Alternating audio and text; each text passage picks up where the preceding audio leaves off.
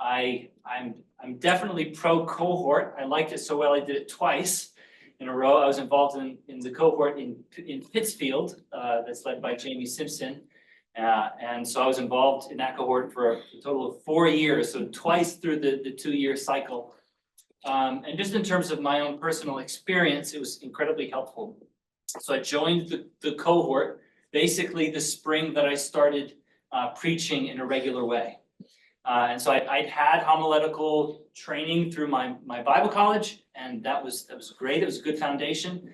But at the time I was writing sermons in a preaching class, I'd written maybe 2 or 3. I wasn't in a regular rhythm.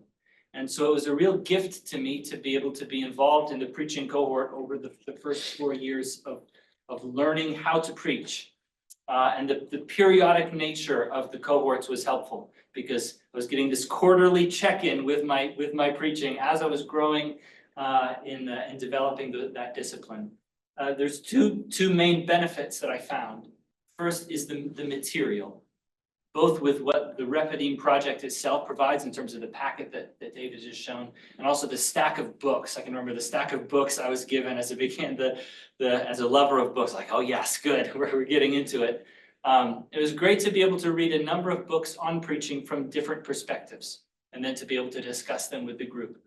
And so obviously all from a solidly biblical perspective, but coming at it from slightly different approaches.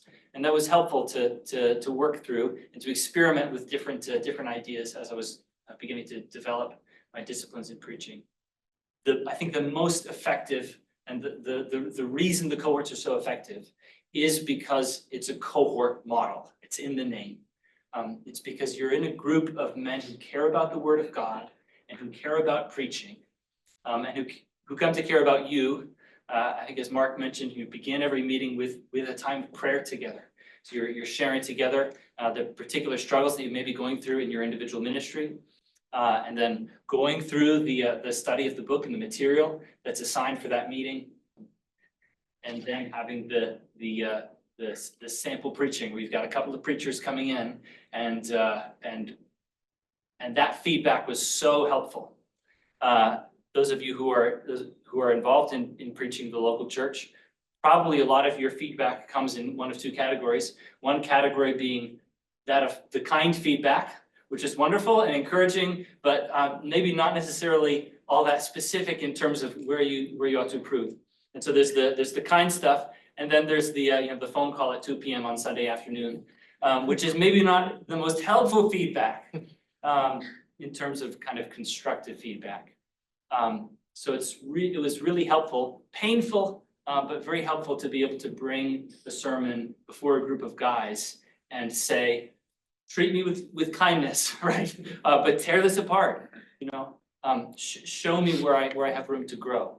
And that was certainly early in the process, very painful for me, but very helpful to be able to lay my work before this group of men, who loved the Word of God, many of whom had more experience in preaching than I did, and some were sharper theologically, and for them to see my blind spots, and that was really helpful. And so I would encourage participation in the cohorts if you're able to. I think they're a real gift to the church in Maine. So, thank you.